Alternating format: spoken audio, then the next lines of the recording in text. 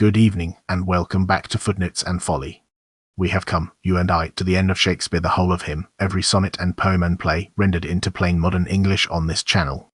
And so tonight we turn to something far older. We go back past Shakespeare, past Rome, past Herodotus and the Greeks, past very nearly everything you think of as the ancient world, to Egypt, and to the oldest stories ever written down by human beings. These are the Egyptian tales, gathered from the Papyri by the great archaeologist Flinders Petrie, and some of them were already 1,000 years old when Homer sang. Here are magicians at the court of the pharaoh who built the Great Pyramid, a peasant whose gift for eloquence saves his life, a sailor shipwrecked on an enchanted island ruled by a serpent of gold, and an exile named Sanehat who flees Egypt and spends a lifetime longing to come home. They are tales of wonder and cunning and homesickness, the childhood of all storytelling and, as you will hear, the ancestors of stories you already know, for the Shipwrecked Sailor is grandfather to Sinbad, and more than one of these Papyri brushes up against the world of the Bible. I will read them in plain English with such notes as I can offer, and I will, here and there, point out where the keepers of these texts have come to identify certain of their figures with men whose names you will know from Scripture. We begin where Egypt itself began its storytelling, at the court of a pyramid builder, with a tale of magicians. Our first tale, or rather our first three tales, for they are nested one inside another, come from a single battered scroll called the Westgar Papyrus, and they are among the very oldest stories that survive anywhere on earth. The setting is the court of King Khufu, the same Khufu, the Greeks called him Cheops, who raised the Great Pyramid at Giza. The frame is simple and charming. The Great Pyramid builder is bored, and asks his sons to entertain him with tales of the wonders worked by the magicians of old. And one by one the royal princes stand forth and tell him a marvel. Keep your ear open as we go for two things in particular, for how casually these oldest of stories assume that a holy man can work real magic, and for the moments more than one, where what an Egyptian magician does will sound startlingly like a wonder you have read of elsewhere in a far more famous book. The first prince, Khafra, who would himself one day be pharaoh and build the second pyramid at Giza, tells a tale from the reign of an older king, Nebka. There was a chief priest named Ubaner, a magician, whose wife had taken a lover, a young man of the court, and met him secretly in a lodge in the garden by the lake. Ubaner's steward told him of it. And the magician did not rage, he worked. He took wax and fashioned a little crocodile, only 7 fingers long, and spoke a spell over it, and gave it to his steward with an order: when the young man next goes down to bathe in the lake, throw this in behind him. The steward did so, and the moment the wax crocodile touched the water it became a real crocodile, 7 cubits long, and seized the lover and dragged him under. 7 days later, Ubaner brought King Nebka down to the lake to show him a wonder. He called to the crocodile, and it rose from the water bearing the living man still in its jaws. "Whatever I command this crocodile," said the magician, "it will do." And at his word he stooped and took up the beast, and in his hand it shrank again to a small crocodile of lifeless wax. Then Ubaner told the king the whole story of his wife's betrayal. And the king spoke to the crocodile: "Take to thee thy prey," and it plunged back into the lake with the man and was never seen again. The unfaithful wife was put to death, her ashes scattered on the river. I render that ending plainly and pass on. The tale itself lingers not on cruelty but on the wonder the wax that became a living jaw, and then, at the master's touch, was only wax again. And there, in the very first of the oldest tales in the world, is the thing I bid you listen for. A holy man takes a small thing in his hand, casts it down, and it becomes a living, snapping reptile, and when he takes it up again, it is once more a lifeless object. Petrie himself, the scholar who gathered these papyri, could not help but note it. It reminds us irresistibly of the rod of Aaron, cast down before Pharaoh to become a serpent and taken up again to become a rod. Now I make no large claim here. I will not tell you the one borrowed the other, but I will tell you what is plainly true and worth the marveling, that the image of a magician's wand or model becoming a living beast and then an object again was deep in the Egyptian imagination 1,000 years and more before Moses ever stood in a pharaoh's hall.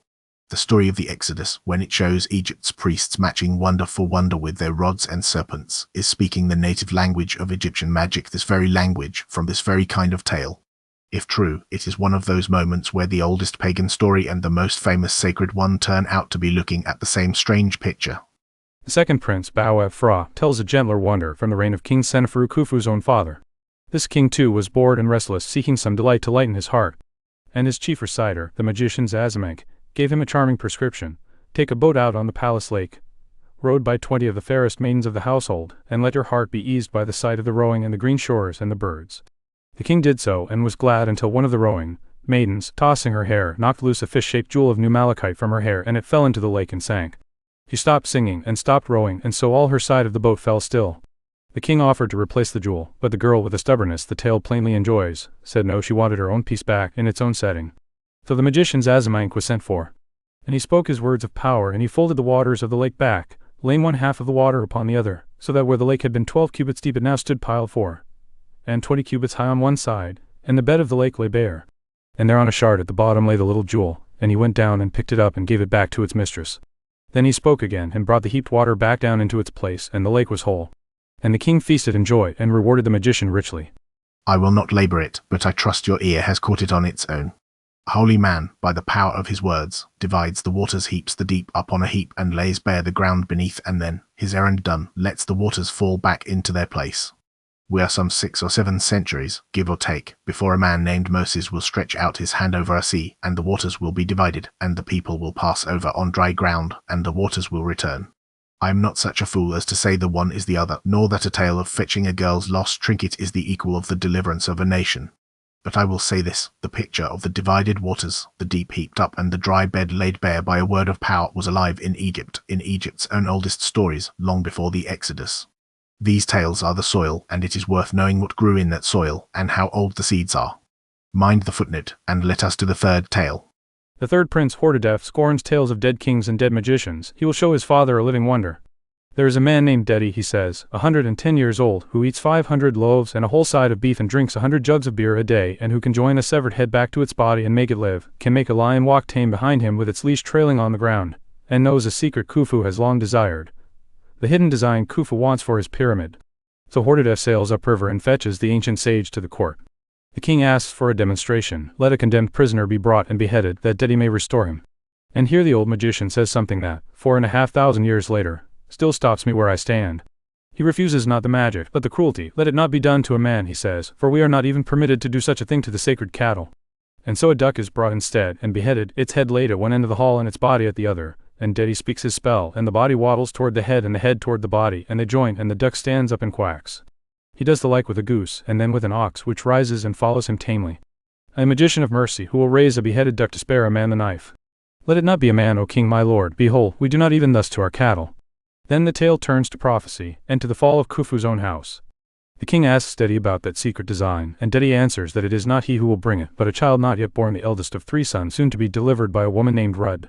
Did it, the wife of a priest of the sun god Ra. These 3 children, Dedi prophesies, are sons of Ra himself, and they are destined to reign over all Egypt to supplant Khufu's line and found a new dynasty of priest-kings. Khufu's heart darkens at this. But Dedi soothes him, not yet your son shall reign, and your son's son, and only then one of these. And on the appointed day, the tale tells us, the goddesses themselves, Isis and her sisters, come disguised as traveling dancing girls to serve as midwives, and deliver the 3 boys, each born with limbs like gold and hair like dark lapis, and over each they pronounce, "This is a king who shall reign over all the land." The surviving papyrus breaks off soon after, with a treacherous servant girl carried off by a crocodile, and the rest is lost to us forever. Let that close our first tale on 3 godfathered children marked from the womb to be kings, and a story broken off in the middle 4,000 years ago and never finished. Stand back and see what we have heard. These are, quite literally, among the oldest stories humankind has kept, told of kings who built the pyramids, written down already as ancient lore 1,000 years before Homer. And see what is already here, at the very dawn of storytelling, the magic one that becomes a living beast and an object again, the waters of the deep divided by a word and brought back, a wonder-worker so merciful he will not behead a condemned man even to show his power, and a prophecy of a coming line of sons of a god by the wife of a priest destined to overturn a king and reign. We have not invented as much as we like to think, the deep shapes of story were cut early. And for those of us who read another holier book, there is a particular wonder in hearing Egypt's own magicians, in Egypt's own oldest voice, speak so often in pictures we thought we knew from elsewhere, the rod and the serpent, the parted waters, the child marked for a throne. I am Pemberton, these are the tales of the magicians, and we are only at the beginning. Next, a tale of a very different kind, of a poor peasant robbed on the road, whose only weapon is his astonishing gift for words. Until then, mind the footnotes and remember how old, how very old, the wonders are. Our second tale is of an altogether different color, no magic in it at all, no crocodiles of wax or parted lakes, but something the Egyptians prized just as highly, words. It is the story we now call the eloquent peasant, and it is, at bottom, a tale about a poor man cheated of justice, who has only one weapon in all the world, his tongue, and who wields it so beautifully that his very eloquence becomes his salvation. It is also, quietly, one of the oldest cries for justice for the common man that survives anywhere 4,000 years old, and every turn of it, as the scholar Petrie said, could happen in an Egyptian village today. Listen for the peasant's speeches, for they were treasured as great literature in their own day, and for the strange, sly thing the king does when he hears how well this poor man can plead. A peasant of the salt country Sekti, the tale calls him, loads his donkeys with the goods of his marshes, rushes, natron, salt, wood, seeds, and travels south to trade. His road runs along a narrow strip of path on a canal bank, water on one side, a field of ripening corn on the other. And there a man named Hemti is lying in wait, a workman, a client and dependent of the great high steward Maritensa, who has seen the peasants' laden donkeys and coveted them. Hemti lays a trap as petty as it is cunning. He spreads a shawl across the narrow path, water to one side, his corn to the other, so that the peasant cannot pass without either treading on the cloth or stepping into the standing corn. And when one of the hungry donkeys snatches a single mouthful of that corn, Hemti pounces, seizes the whole train of donkeys as payment for the damage, beats the peasant with green tamarisk branches, and when the man cries out, threatens to silence him too. So the robbed peasant goes to seek justice, and here the tale sharpens its real point. He appeals to the high steward Maritensa himself, the great lord of the district. But Hemti the thief is the high steward's own client, and the nobles sitting in council shrug the matter off as a trifle of salt and natron, not worth their trouble. The poor man has no patron, no protector. A poor man's name, runs the bitter proverb the thief throws at him, is only his own matter. He stands alone against a system in which the well-connected are shielded and the friendless go unheard. And the peasant's only recourse is to plead, and plead he does with an eloquence so far above his station that it stops the great lord in his tracks. For thou art the orphan's father, the widow's husband, the desolate woman's brother, the garment of the motherless, destroying deceit, encouraging justice, coming to the cry and allowing utterance. Let me speak, do thou hear and do justice. Abolish oppression, behold me, I am overladen, reckon with me, behold me defrauded. The high steward, struck by the man's gift, goes to the king himself and reports that he has found a peasant of marvelous eloquence robbed of his goods. And the king's response is the strangest and most revealing thing in the whole tale. Far from rushing to do justice, the king commands the high steward to do nothing, to answer the peasant not a word, but to keep him talking, to drag out his complaint so that he goes on pleading, petition after petition, while scribes take down his beautiful speeches in writing for the king to savor. But and here is the tale's tender stroke: the king also orders, secretly, that the peasant and his wife and children be provided with bread and beer and grain all the while, so that the poor man does not actually suffer while his eloquence is being, in effect, collected. Justice is delayed, deliberately, not out of cruelty, but because the words are too good to cut short. And so the peasant returns again and again, 9 times in all, each time pouring out a fresh petition, each more eloquent than the last, comparing the just lord to plenty that drives out famine, to clothing over nakedness, to clear sky after storm, to fire that cooks and water that quenches. Twice when he grows too bold he is beaten, but still he comes. And at the 9th petition the high steward at last reveals himself. Fear not, he tells the trembling man, for your speeches have delighted the very heart of the king, and you shall be remembered forever. The 9 petitions are written out on a clean roll and sent to the king, and justice, when it finally falls, is total. The thief Hemti's entire property, his goods, his lands, his very offices, is stripped from him, then given to the wrong peasant. And the peasant, the friendless poor man of the salt marshes, ends beloved of the king above all his overseers, eating of the king's own good things with all his household. Let that close our second tale on a robbed peasant raised to honor by the sheer power of his pleading. 2 things in it are worth carrying away. The first is what it tells us about the Egyptians, that already 4,000 years ago they so loved eloquence, the shapely phrase, the flowing comparison, the well-built petition, that they could make a whole celebrated tale out of a poor man's speeches, and have a king delay justice simply to hear more of them. This is a civilization that valued words as treasure, and wrote down a feller's complaint as carefully as a hymn to a god. And the second thing is graver, and nearer to us. Strip away the flowery speeches, and this is a story about whether a poor man, with no patron and no power, can get justice against a well-connected thief, and its honesty is bracing. He very nearly cannot. He gets it in the end, but only because he happens to possess an extraordinary gift that catches a great man's ear. The ordinary voiceless peasant, the tale quietly admits, would have gone unheard. There is something here that speaks to every age. And listen, too, to the shape of the peasant's plea: the orphan's father, the widow's husband, the garment of the motherless. Those of us who know the Psalms will hear in it a near cousin of how Scripture praises God himself, a father of the fatherless and defender of widows. The cry of the helpless to the powerful for justice is one of the oldest and most universal prayers of the human heart, and here it is, in Egyptian, older than almost anything. I am Pemberton, that was the eloquent peasant. Next, a sailor cast away on an enchanted island, and the golden, bearded serpent who rules it, a tale you will find you already half know. Until then, mind the footnotes. Our third tale is, to my mind, the loveliest of the 4 and the one you will most surely feel you have met before. It is called The Shipwrecked Sailor, and it is the oldest sea adventure in the world. A lone castaway, a marvelous island, a wise and gold-skinned serpent who can foretell the future, and a return home laden with treasure. If that sounds familiar, it should, for here, 4,000 years before the Arabian Nights, is the great-grandfather of Sinbad the sailor himself. But it is more than a curiosity of literary descent. It is, underneath, a tale about comfort, about a frightened man who is told by a strange and lonely creature not to be afraid. Listen for that, for it is the heart of the thing. The frame, first, and it is a wise one. An officer is returning home from a long expedition to the south, to Nubia and the lands beyond, and he is sick with dread, for he must go before Pharaoh and report, and he fears it has not gone well. And one of his followers, a wise old servant, tries to settle his master's heart not with empty cheer, but with a story, his own story, of a far worse voyage from which he nonetheless came safely home. Be comforted, the servant says in effect. I have been through far worse than this, and lived to stand before the king. And then he tells his tale, a story told to ease the fear of a man who must face the powerful, which is a thing the Egyptians, as we have already seen, understood very well. He had set sail, the servant says, for the king's mines, in a great ship 150 cubits long, with 150 of the finest sailors of Egypt, men whose hearts were stronger than lions. But a storm rose as they neared land, and threw up waves 8 cubits high, and the ship was lost, and every soul aboard with it, every soul but one. He alone, clinging to a plank, was cast up by a wave onto an island, where he lay 3 days alone with no companion but his own heart. And the island proved a paradise. Figs and grapes and every good herb, melons and grain, fish and fowl, nothing lacking. He ate his fill, and in gratitude dug a pit and lit a fire and made a burnt offering to the gods. And then the island showed its master. There came a noise like thunder. The trees shook and the ground trembled, and the castaway uncovered his face and saw a serpent drawing near 30 cubits long, with a beard more than 2 cubits, his body overlaid as if with gold, and his color like true lapis lazuli.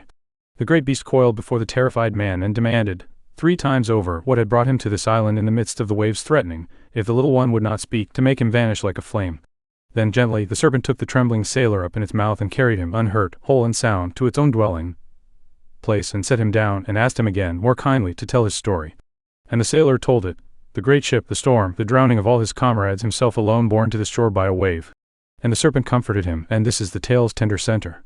Fear not, little one, it said, make not your face sad. If you have come to me, it is God who has let you live, for it is he who has brought you to this isle of the blessed, where nothing is lacking. Stay 4 months here, and then a ship will come from your own land, and you shall go home with it. And you shall die at last in your own town, among your own kindred, your children in your arms. It is a benediction, spoken by a monster to a castaway, a promise of homecoming, of a quiet death among one's own, which to an Egyptian was the dearest hope of all. Fear not, little one, and make not thy face sad. If thou hast come to me, it is God who has let thee live. If thy heart waits patiently, thou shalt press thy infants to thy bosom and embrace thy wife. Thou shalt return to thy house which is full of all good things, and see thy land, where thou shalt dwell in the midst of thy kindred. But the serpent has his own story, and it is a sad one. He is, he says, the prince of the land of Punt, that incense country of myrrh and gold the Egyptians thought of as a kind of paradise at the edge of the world.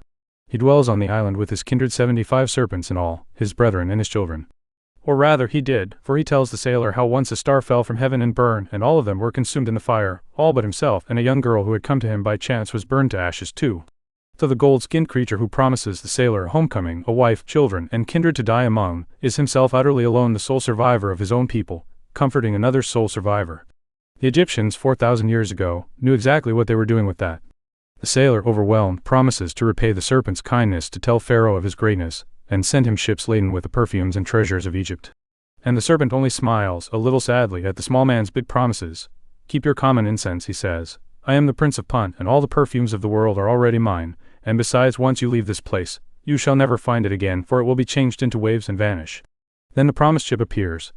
The serpent loads the sailor with true treasures, myrrh and cassia and sweet woods, coal and incense, ivory tusks, baboons and apes, and bids him a gentle farewell. Go to your house, little one, see your children again, and let your name be good in your town. The sailor sails home. The island sinks behind him into the sea, and he comes at last before Pharaoh with his marvelous gifts and his marvelous tale.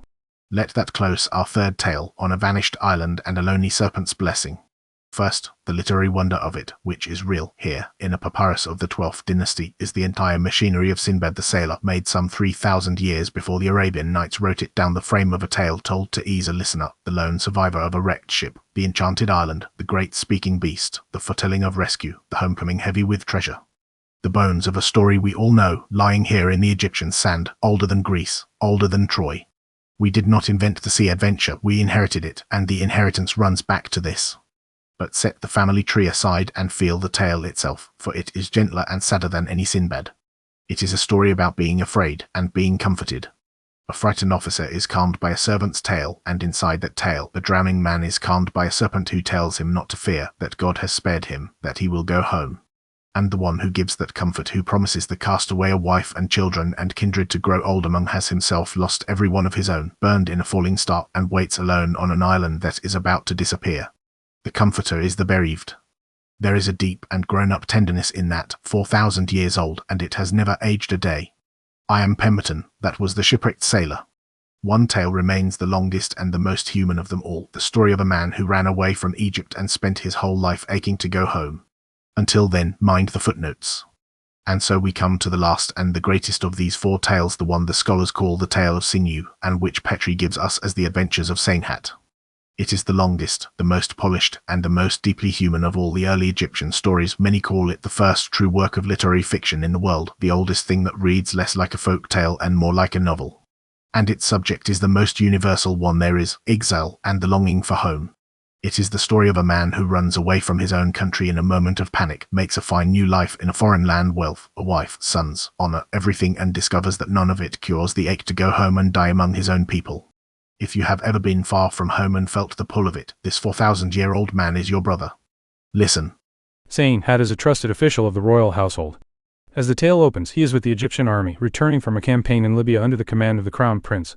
And there in the camp, a secret messenger arrives with world-shaking news. The old king Amenemhat I has died. A hawk has soared to heaven with his followers, runs the veiled phrase. The news is meant to be kept from the army until the succession is secure. But Sanehat happens to be standing near and overhears it. And what seizes him then is not grief and not ambition, it is sheer, unreasoning panic. His heart pounds, his limbs shake, and without quite knowing why, he bolts flings himself into the bushes and flees. He himself, telling the tale years later, cannot fully explain it. It was, he says, like the leading of a dream. His feet simply carry him. Some god drove him. A man undone by a sudden terror he cannot name, throwing his whole life away in an instant. And then the flight, and it is gripping. He travels by night, hiding from the border guards. He crosses the Nile on a rudderless raft. He strikes out into the eastern desert, and there nearly dies. His throat closes with thirst. This, he says, is the taste of death. And just as he is failing, he hears the lowing of cattle, and is found by a band of wandering Bedouin, the Sati, one of whom knows Egypt and takes pity on him, gives him water and boiled milk, and passes him from tribe to tribe until he reaches the land of Edom. Though an Egyptian gentleman, who days before stood in the king's household, is saved from death in the wilderness by the kindness of the desert nomads his people despised.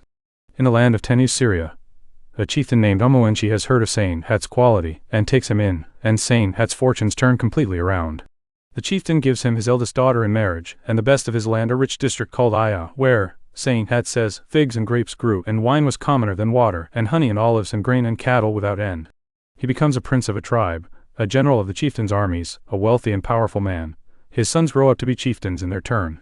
He gives water to the thirsty and sets the lost traveler on his road and rescues the robbed. By every outward measure, the exile has not merely survived, he has triumphed, risen higher abroad than he might ever have risen at home. And there comes the famous duel. A great champion of Tenu, a man who had beaten all comers, swaggers to Sanehat's tent and challenges him to single combat, meaning to kill him and seize his cattle and his tribe. The whole country gathers to watch. Every heart is troubled for Sanehat, for the challenger is huge and armed with shield and battle axe and a fistful of javelins. But Sanehat keeps his head. He lets the champion hurl his javelins and turns them aside, so they strike the ground in vain, and as the big man closes in, Sanehat looses a single arrow that takes him in the neck.